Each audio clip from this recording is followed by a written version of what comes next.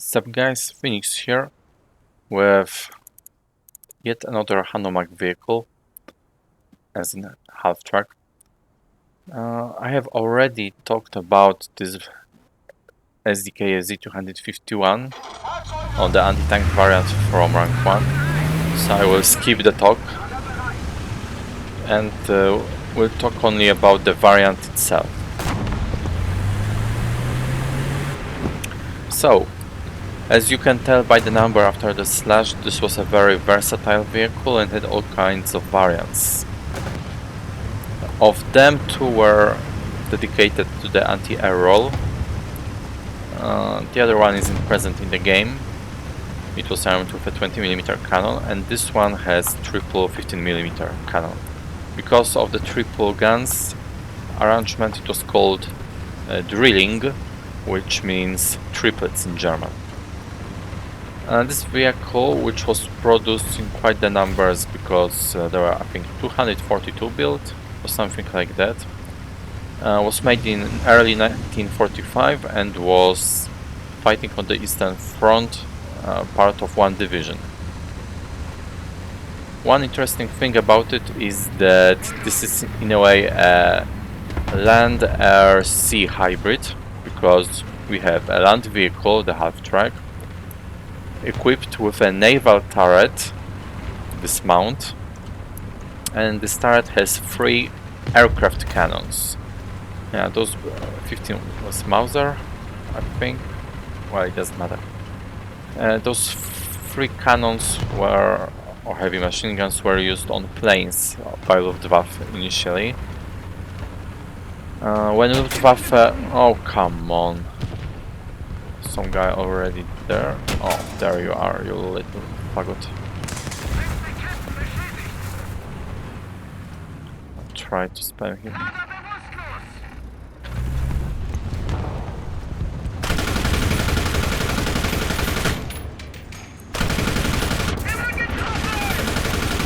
Come and get some. Can't even get a good shot at him. Dang.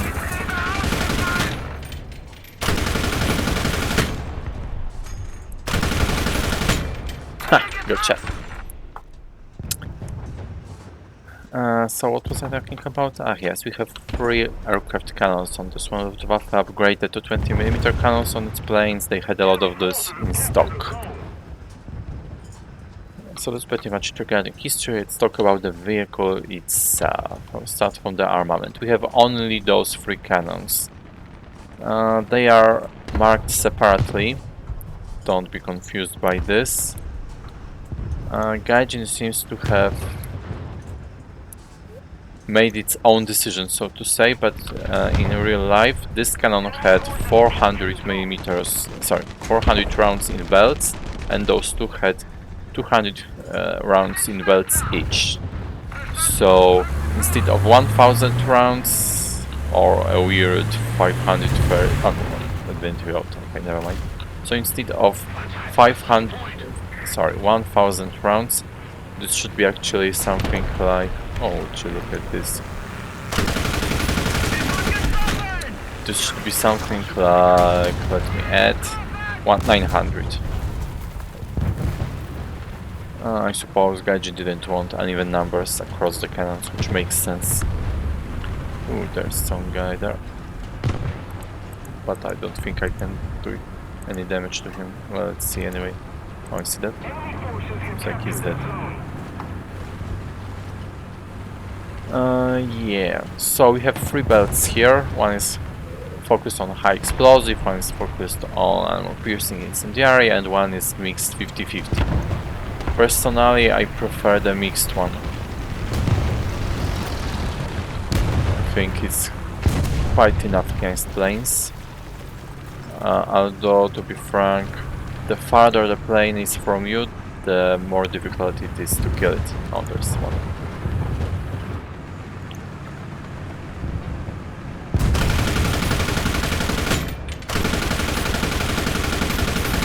We have quite a lot of ammo available, but at this PR planes are faster and tougher, so it's a bit difficult to shoot them down easily. Ouch. Didn't note the second one. But backup time. While at it, let's have a look. We have a reload of a staggering 18 seconds, which is crazy garbage. Also, you might have noticed by the vertical guidance is only up to 49 degrees, which is a massive blind spot when enemy planes attack you. Coupled with the open top and no armor, you are really vulnerable. Alright, let's hide, because if this guy doesn't attack me and he's planning to, then that Corsair will. And I can't even raise my cannon against him. Wait, where is that Spitfire by now? So there are 3 planes. It's getting complicated. Okay, let's hide under some tree or something so that you don't spot me. Try. Yeah, unfortunately, this cannon set doesn't do well at long distances, coupled with my short aim especially. But at least the zoom is relatively decent. Well, you can kind of see it when you look at it that the ammo is falling quickly down, so that's part of the reason.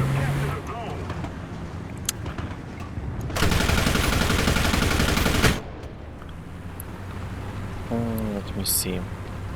Yeah, however, the rate at which the turret turns around seems to be slightly faster than on previous SPAs in the German tree, so there's something.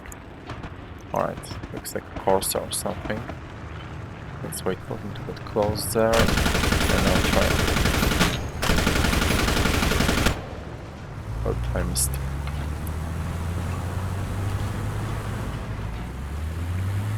Let me check the rangefinder, but I'm pretty sure that it's a standard one. 1 kilometer range.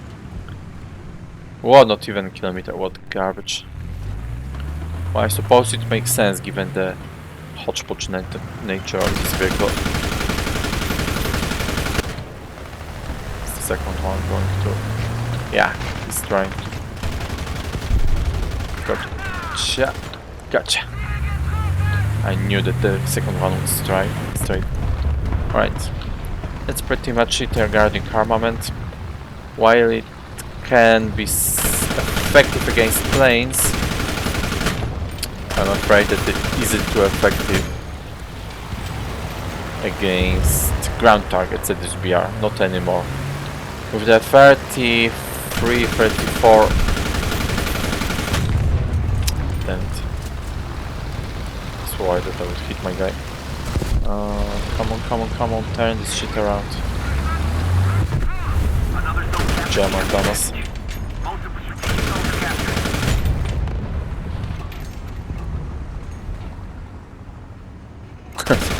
So angry, dude. Oh, come on, I shot down 2 planes. We have no right to complain.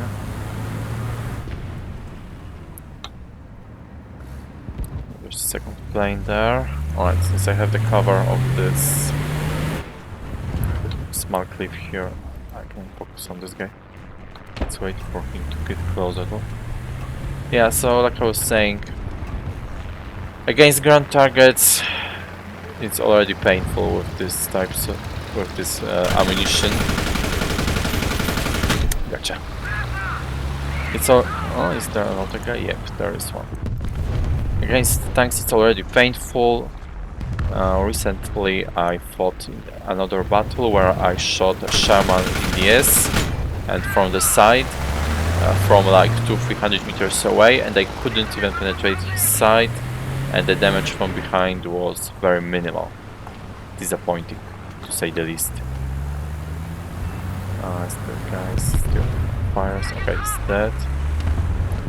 Yeah, so you saw it previously on C. I could destroy the Locust, but only after he came out from behind his cover.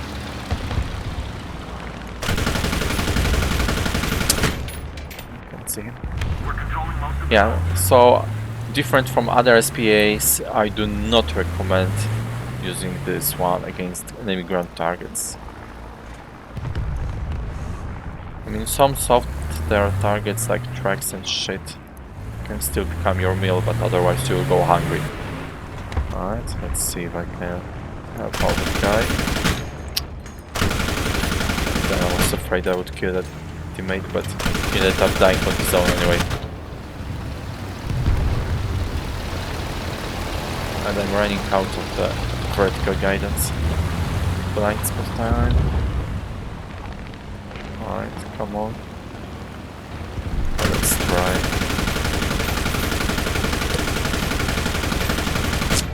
That. Ha! Did those guys crash into each other? They did. Well, funny. Okay, is that plane there friendly? Nope. Okay, come on, come on, come on, turn this shit around house. Nice.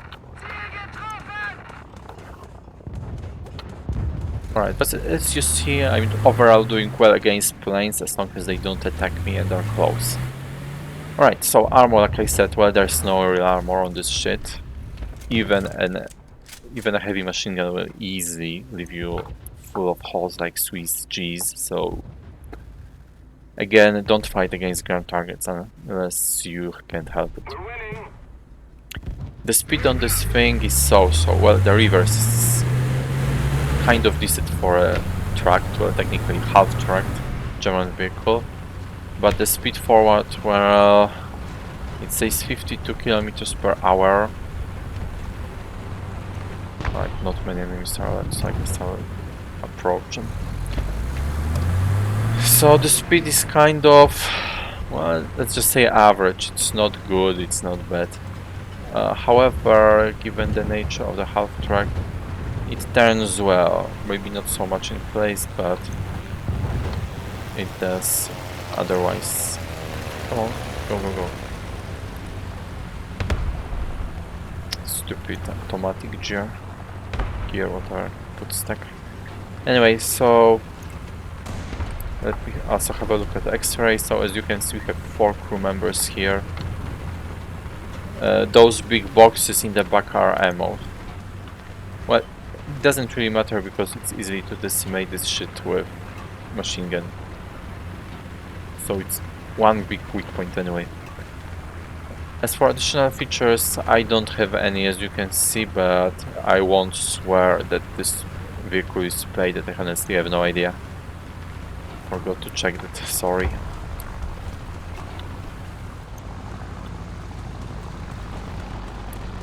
Come on. Come out. Dear guest, we are ready to receive you. Oh, come on, this guy. Being reckless. Alright, got some hits.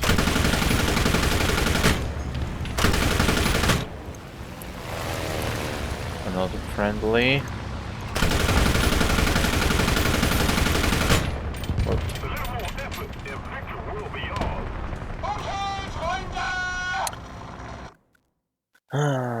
Yeah, so it wasn't a bad round. I got 5 of those guys. So about the economy, yeah, it's not spaded. Since that's how it is, then let's have a look. Yeah, we also have an APCR round and artillery support. Right, let's unlock some of this garbage and let's have a look at the APCR rounds. Oh yeah, so they're actually quite decent. Still, it's kind of weird. I feel like I have unlocked this. Maybe I'm wrong. So yeah, economy, as I was saying, is decent. The repair cost will rise. I suppose it's actually a high repair cost for a half track, but objectively speaking, it's not high overall. The modifiers are okay for rank 2, quite good even. Yeah, so that's pretty much it. The performance overall is good in the anti-air role, but abysmal in the anti-ground role. Therefore, again, I will stress it, don't fight against tanks, or at the very least, don't fight them alone and head-on. You will just suffer. You can use this in some higher tiers against planes, but actually I would suggest that you just upgrade to what comes next. I think it was a Wirbelwind or also probably Wirbelwind. Yeah, just upgrade to Wirbelwind. So yeah, I suppose you could include it in your main lineup as an SPA, and you could have some fun with it, but I wouldn't really stop on it.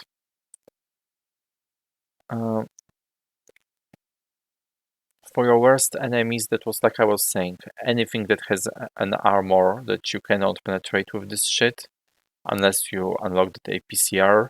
But even with APCR, an average thing at your BR will still have probably enough armor to endure your shots. Like Shaman has 50mm frontal armor and it's sloped, and you can barely go above 50mm in penetration. But that's not even on sloped armor. So armored tanks are one thing. The other thing is quick things that will route and flank you and will take you by surprise. If you camp in some open space, then everything will be your worst enemy. And the last three planes, because of this big ass loophole in the vertical guidance, that giant blind spot is really a big weakness of this thing. By comparison, this thing doesn't have almost any blind spot. This one the same. This one doesn't have any. This one barely has it. Wirbelwind and Ostwind don't have it. Well, Ostwind slightly only. So in that regard, it's the worst German SPA. Yeah, so overall, don't really play much with it unless you really like it. Otherwise, there's no point. So that's pretty much it. Thank you guys, and until the next time.